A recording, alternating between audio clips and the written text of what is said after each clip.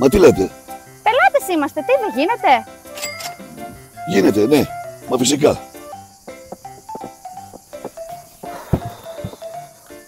Καλησπέρα. Καλησπέρα.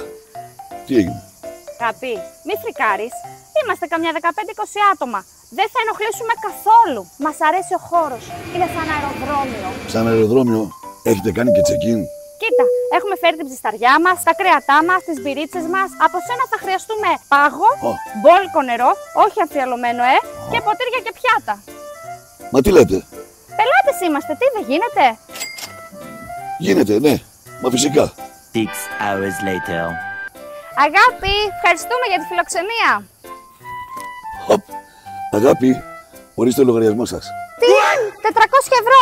Μα δεν πήραμε τίποτα. Οι φόροι, τα τέλη αεροδρομίου και η θέση που επιλέξατε. Τις αποσκευές σας τις κάνουμε δώρο. Τι να σου πω.